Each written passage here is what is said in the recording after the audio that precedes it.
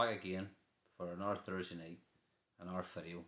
But we don't have any beers tonight because I was putting on a pair of jeans here the other day and it was getting a bit tighter. Thought, fuck that. I maybe need to go back to my other drink that I usually drink, which is harder stuff, but I don't drink it as much. There's not much going into me, but it's Bushmills whiskey. Our distillery from Northern Ireland, the best whiskey in the world. I will say that. And I'm not just saying that because I'm from Northern Ireland. It is the best whiskey in the world. And I was actually watching a video tonight from another booktuber, Simon, from Science Fiction Retirement Library. I'll actually put his wee name in the description if anybody wants to check his channel out. Any of my friends and viewers that like science fiction stories, it's worth checking out his channel. He's probably already subscribed to him anyway because he seems to be quite knowledgeable with his science fiction books, and he's creating a library for himself. And I was watching a book haul and he was showing parts of Northern Ireland, which is just places I've been. It's not that far from where I live, and the wee shop that he was in showing the used bookstores.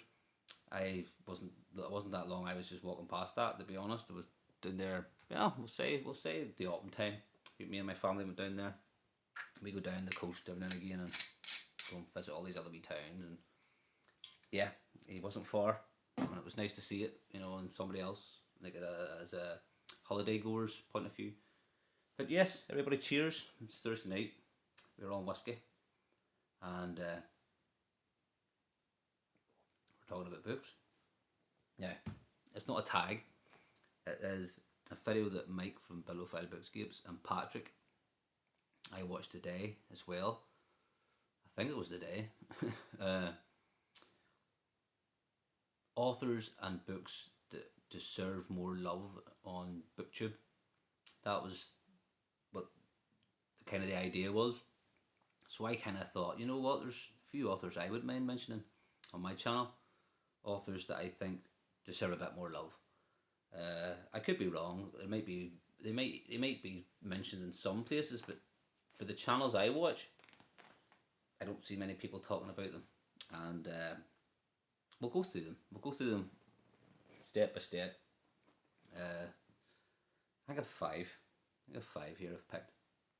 But yes, everybody, here we go. I'll try and not make this one last too long. Fucking half an hour. I think more than that, 45 minutes. The last week we had 2 parts. But I'm not as drunk as I was last Thursday night. Fuck, that second part was, I don't even remember doing it. I don't even remember making the video. I was kind of just woke up and thought, fuck, so yes, we'll battle on. We'll go for the first authors, and I've got 3 books from him. I actually have a few more, but I don't want to bring everyone out to the fucking shows. Authors I don't think have much love. And now this is an author, he's more literary, he's contemporary, he's from England, and I love his work, and he's got a new novel that just came out there last week, and I don't even think there's many people talking about it, and I might actually pick it up tomorrow if I go to Belfast tomorrow. I usually do go on Fridays, and if I see it I might buy it. But this author's been around for a long time, and he's very good, he's won awards, but I don't think he's been talked about just that much on. He's kind of forgotten a bit, I think, in my opinion, from the contemporary authors nowadays. And he's probably retiring now after this last book, but he's a great writer, and that is Julian Barnes. He's from England, and as I say, it's more literary work. Take these glasses off. I see them. I don't really need them unless I'm reading anyway. I've got one wonky eye, one eye that's weaker than the other, so that's why I wear them. But I don't need them when I'm not really reading. Julian Barnes, The History and the World in 10.5 chapters. Now that is like a short story collection. It's a great book. There's a picture, and he's got a story in there talking all about that picture, and it's all about, it's like the history, and it shows how history repeats itself. That's just this one. His writing style is beautiful, and his books aren't too big. But yes, Julian Barnes, I don't think he gets enough talking about, but maybe I'm just not watching the right channels. Maybe it's, I just need to be doing a bit more digging into it. But I just find that he's not mentioned about much for English literary works. I don't really hear his name being mentioned. Julian Barnes. That was one he done a few years ago, which is very good. And yeah, I still have a few of his work to read, but I haven't read a bad one yet. I got some of his books I have read, but I got them from the library, which I don't own, which is the other story and all. Julian Barnes. Yes, if you haven't heard of him, look him up. Watch his interviews. He's a very clever guy. He seems to be very knowledgeable of literature. Can't even speak literature, and he's very knowledgeable in French literature. He's a big fan of Flaubert. Is it Gustave Flaubert? Can't remember, but he's a big fan of his work, French literature. Julian Barnes, yes, number one. And he's more literary. I think we'll keep with the literary at the minute. And now this is another author I love. He's American, and I've read loads of his stuff now. And he is big, I think, but I just think he's being overshadowed on the Booktube world, communities, by other American authors like Thomas Pynchon, Cormac McCarthy, even the more popular ones like Stephen King and the classics like Herman Melville and all that.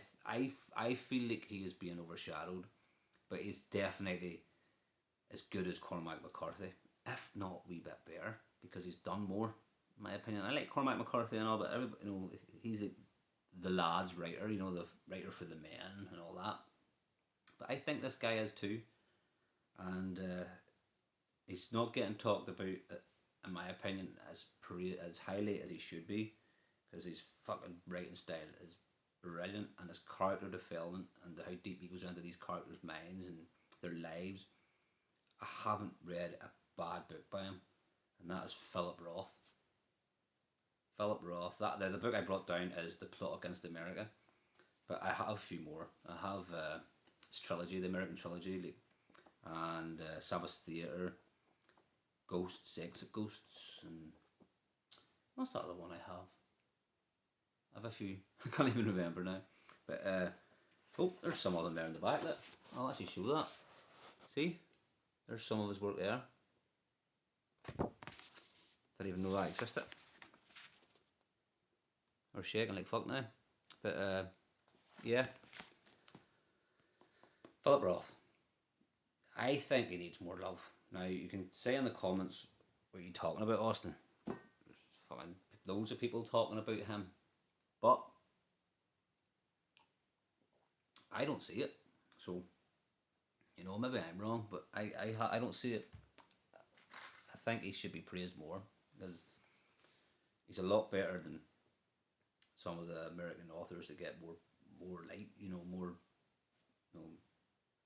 don't get me wrong, like say David Foster Wallace and all them, they're great writers. I haven't read much of David Foster Wallace, but I've watched his interviews and he seems like a very intelligent guy. But Philip Roth's written loads of stuff since going back to the 70s, and even at his old age he was still pumping out classics. So yes, Philip Roth, he's definitely not spoken about enough, has to be. And right, we'll move on because I'll take this dragging on here. But another one who's a Japanese writer. I love Japanese literature. I think he is kind of shadowed by Yashima and more recent Murakami and all these other Japanese writers. He's a bit different because of his Christian roots. He's a Christian, so his stories is highly religious. But that's, to me, makes it more special, and that is Shusaku Endo. I don't think many people talk about him enough on Booktube. And I've got this one, Silence, which is a absolutely fucking fantastic book. See any of my Christian friends out there, the booktubers, really look this one up. This is quite a sad story. It shows you in the old samurai time, 1637, whenever their shogun oppressed the Japanese Christians and just murdered them pretty much, or tried to silence them. And there was these Portuguese priests over, and they were trying to help them and protect, but they had the Japanese had to hide the priests and all. It's very good. It's like the priests are having to fight with their own inner thoughts and feelings for the lives of these Japanese people, and some of these wee Japanese pilgrims, or not pilgrims, peasants, are actually more have got more faith in Christ than even some of the priests, and that it's a deep read. It's very shocking at times, but it is a brilliant book. Silence. I can't shout out any praise anymore, but he's got more. There's another one, Samurai, and it's got Japanese, or it's got Christian things, elements throughout. And another one which I got, which was a good short story collection, Portraits of a Mother by Shisaku Endo. So you've got that, Samurai, they're good books, and Silence. And as I say, I don't think they're getting as much love as they should. They're brilliant. They're absolutely brilliant stories. And so that's that one. What next? Yes. How long? Get these up. I've done a video about this author before. An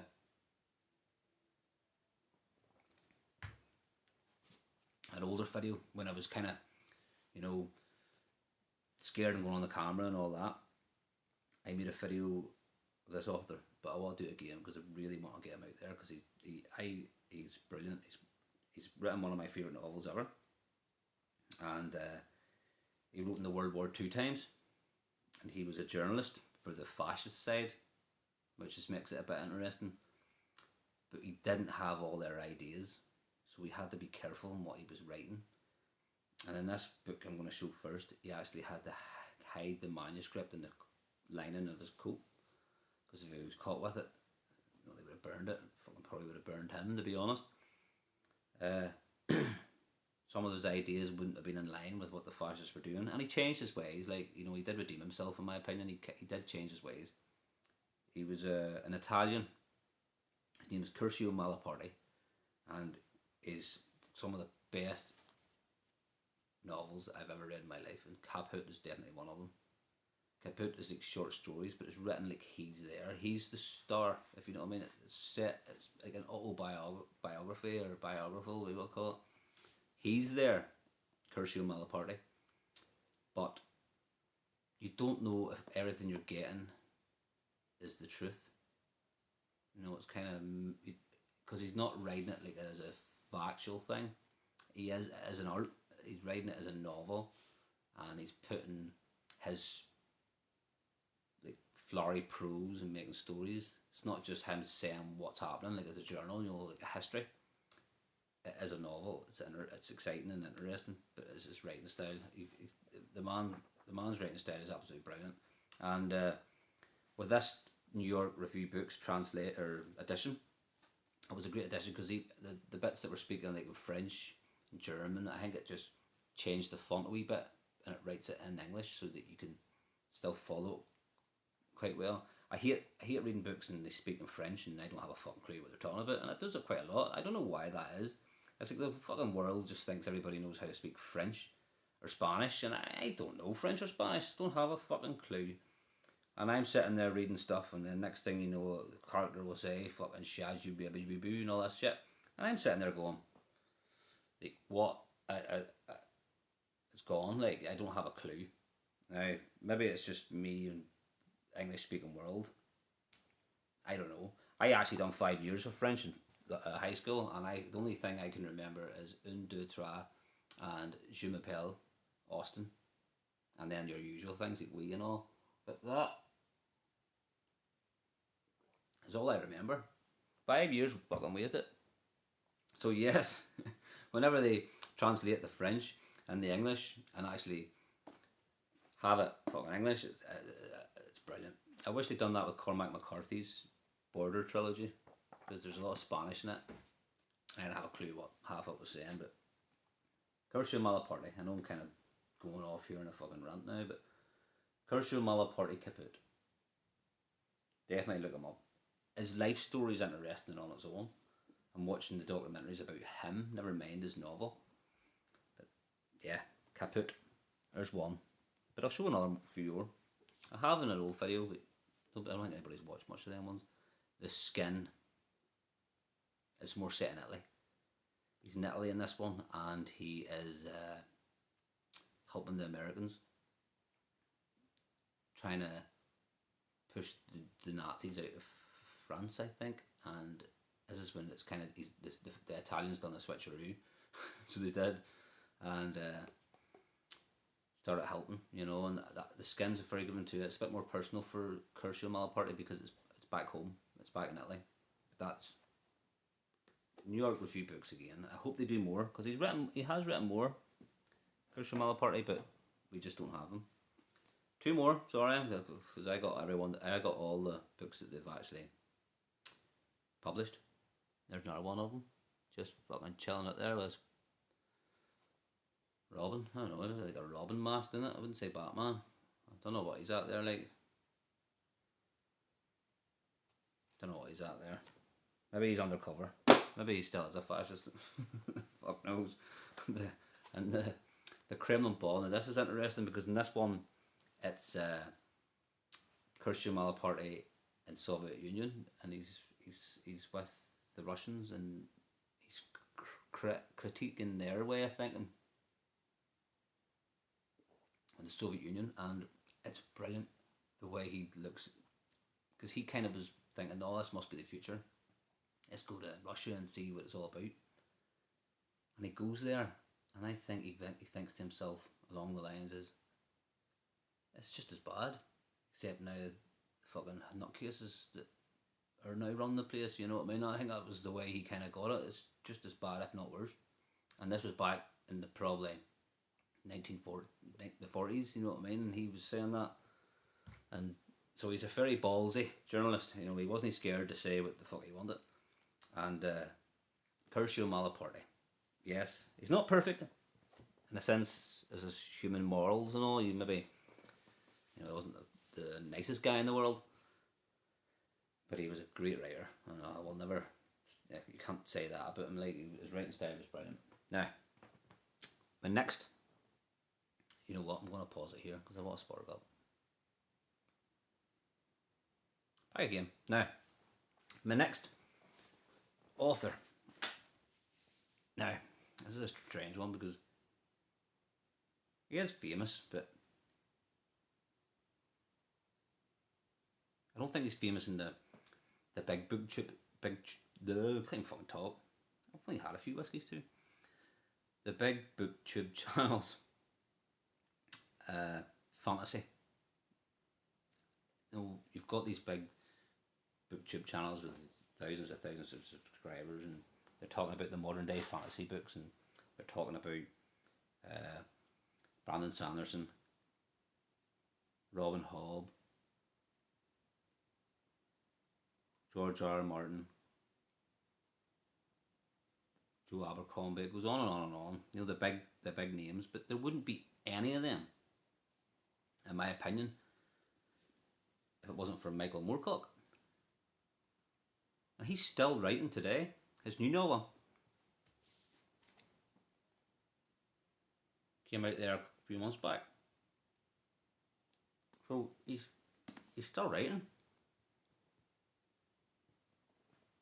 He's prolific. He's still going, like, and he's in his fucking 80s. And I love this edition. I haven't read this yet. I need to start reading this. But Michael Moorcock is one of the founders of fantasy. He actually termed the name Sword and Sorcery with Fritz Leiber. The two of them were sitting talking, I think. They were saying, like, what would we call this genre that we write? I don't know if it was Fritz Leiber or Michael Moorcock, but no, I know the two of them were together. But one of them said Sword and Sorcery. And that stuck. He was the first sort of author that used the multiverse. He was doing sci-fi, fantasy. He was doing the dark sort of hero, you know, like the anti-hero. He was doing all that before all your big fantasy writers nowadays. But nobody really mentions about him anymore. Well, that I know of. Now, don't get me wrong. Yes, there is YouTube channels that I watch for this one. I know I was saying there to start a channel, a lot of these YouTube channels I watch don't talk about it, but not for Michael Moorcock, because I actually follow a lot of booktubers, that do talk about Michael Moorcock. We sort of low, what do you call them? A close knit community. Sword and Sorcery is not as mainstream. Tim from Secret Fire Books talks a lot about Michael Moorcock. You've got Outlaw Bookseller and stuff like that, but talk a lot about Michael Moorcock. But I'm talking about the big mainstream, big famous Booktube channels. You don't mention him.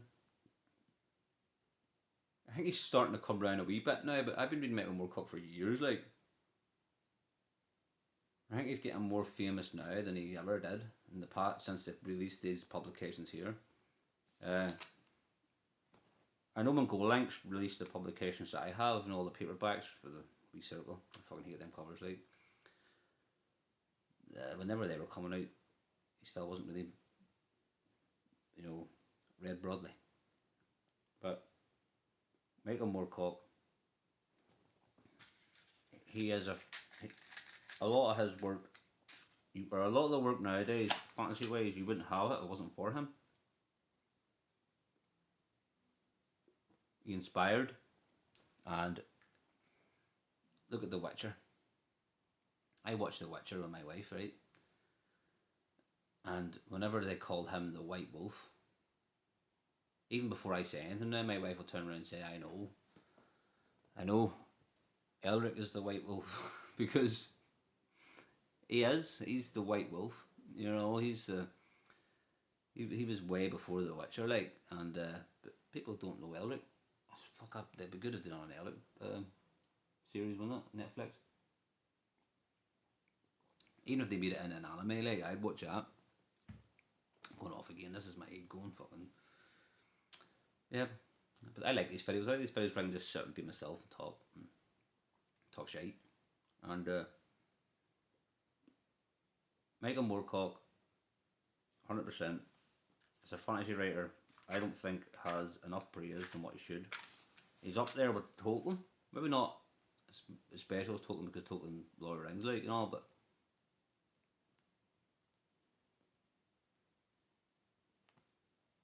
he's not far away, like. He's not far away at all. So that's another author that I think deserves more love. And that is Michael Moorcock. I'll say it again. That's a funny name, like, isn't it? Fuck, imagine hearing that for your second name, but sure. That's a different story. Now, how many books did I show there? What's up, 5? Michael Moorcock, Crucio Mal. Had to do a wee edit there. Because it just dawned on me about the 6th book that I want to talk about, and this is a shout out to Patrick from Patrick Book Reviews. The novel that escaped him earlier and it appeared over here in Northern Ireland like magic, and it is Notes from the Dead House. that's the publication I have anyway, and it's Fyodor Dostoevsky. He said on his video that he forgot to show this one. So don't worry, mate, I've got you. I've got your back here, I'll help you out. So anybody that's watching his video and they were like, fuck, what is the Notes from the Dead House? It is Fyodor Dostoevsky's novel about the time that he spent in prison, or it's not so much prison, it's like up north, Siberia, where, well, it is, you're locked up, you're a prisoner, for fuck's sake, But this is, Fyodor Dostoevsky lived that, so he wrote this novel and he made a character, and you're getting his point of view, what he lived and what he struggled through. You're getting that through this character. It's a great story. It's a great novel. And it's one. He is right, Patrick. You're spot on. It's one of them ones that's very rarely mentioned. You've got these big masterpieces like The Brother Karamazov, The Idiot, Demons, Notes from the Underground, Crime and Punishment, and it goes on and on. All the short stories. Oh fuck, Fyodor Dostoevsky.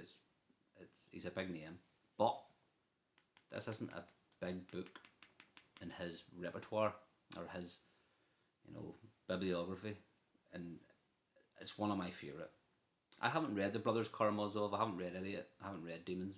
I've read Notes from the Underground and I've read Crime and Punishment, and I've read this. and a few short stories. But this, in my opinion, and I'll say this, I know Crime and Punishment needs a reread, but in my opinion, Notes from the Dead House, I could say Underground there, fuck, that would have been a failure. But Notes from the Dead House is a brilliant piece of work, like, because it's real. You know, it's one of them ones that's real, and you're getting it, and you know, Fyodor Dostoevsky lived that, and the characters that he shown this, some of the characters are bad. They've done bad acts, but they're not necessarily bad people, and that's the kind of the point where it's that human sort of, you know, empathy. He's meeting people here that's probably killed their wives, whatever, political prisoners and all sorts, you know, thieves. Just all your rough and ready, you know, guys that's done bad acts. But whenever Fyodor Dostoevsky went to this place and met these people, these were some of the people where I think, well, this is what I got from the book anyway, where it was some of the nicest people he's ever met, some of the people he's been most comfortable with in his life. And they were very true to him, and you know, he got them for who they were. And that's a big thing, like, for somebody to be themselves and get them for who they are, when you're all in the same shit.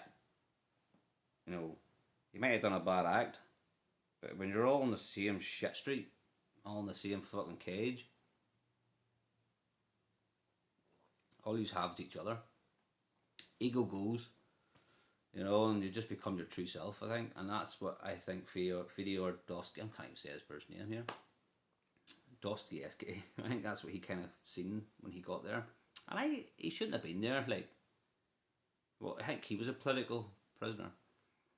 But when he got there, I think it opened his eyes and it made him the writer who he was. You wouldn't have got Crime and Punishment and The Idiot and Demons and Brothers Karamazov if Fyodor Dostoevsky didn't go in that place and experience life. I think there was a wee moment where they actually had him digging his own grave, and then at the last minute they told him it's okay, you just go back into your cells. And another story I heard about him in this prison was, because they knew he was an intellectual, I can't even say it, so I don't, you know, I'm not one, but I'm pretty sure I remember reading a story about they had him, and I think it's in this book too, where they wanted to make everything silent so that his own head would go in the prison.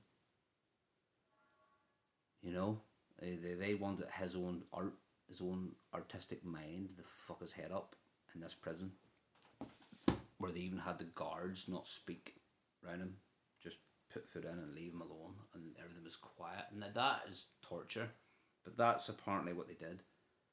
So, Notes from the Dead House, yes, it's a story it's a book that's not talking about widely enough. And Patrick from Patrick's Book Reviews, yes, I'll put your name and all and comment me. I'm sorry I got you there on that one, but I'm helping you out here, mate. I thought I'd do it for you as a favour. It's a good book. You picked a good one. It wasn't one I actually thought I would have thought of. I think you know, when I was doing this video tonight, and I never watched your video earlier on, I probably wouldn't have thought of that. And then when you mentioned it in a comment that you forgot about showing it, I was like, he's fucking spot on. It's brilliant, and it is an unsung hero. So if you get anything, if you're going to read anything out of this fucking video tonight, folks, if you're watching me, I would say look up Curcio Malaparti, definitely. And if you're a big classical reader, look up Notes from the Dead House. And if you want to get something more contemporary, go and buy Julian Barnes's new novel. It just came out, The Departures. You know, look into it, because he's an old man. It's his last novel. I think he's actually said this is his last novel. So I'm trying to get Julian Barnes out there. And the other one was Shisaku Endo. If anybody is into Japanese literature, like Yashima, Murakami, and it goes on, look him up. If you're a Christian, look up Shusaga Window, because you'll not be disappointed, especially with the book Silence.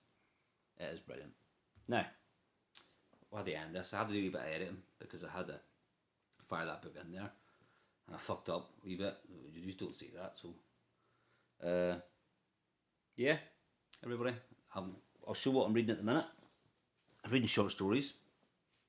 If you stuck this long, thank you very much.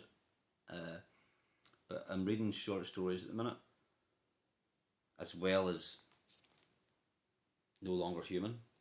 If I wasn't reading the short stories, I would have had a review up for this, but I like to have a review up every week. I don't want to bombard people with fucking videos. I feel bad doing like a video every couple of days. I don't know why that is. It's me. I don't want to have like a review every fucking couple of days. You know what I mean? So I try and hold back a bit. So I'm keeping this for Sunday. And then I got a short story review up, which I've already re-recorded. And I could have had a few more. I could have had a fucking few more, like, but I don't want to bombard you. So let me know if you're interested in having the short story reviews. I'll try my best. There's times where I obviously can't with the kids and my wife and all, but I know I like to talk. I could sit here all day for fuck's sake, but I don't want to bombard you. So that's why I didn't do a poetry review or a poetry one this week, because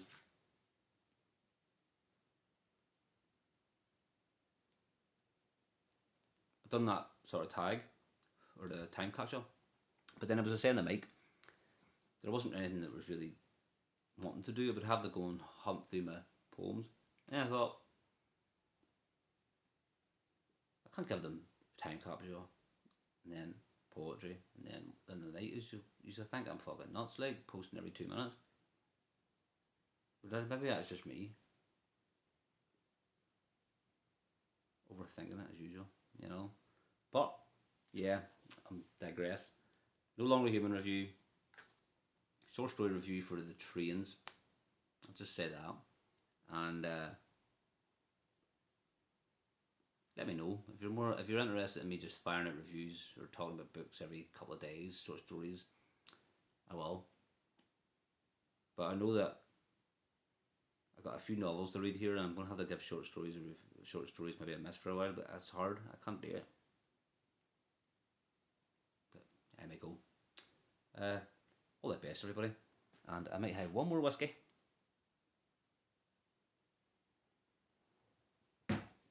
Hopefully I'm not fucking set up at 3 o'clock in the morning texting you all. But all the best, and have a good weekend, everybody. Just be yourselves.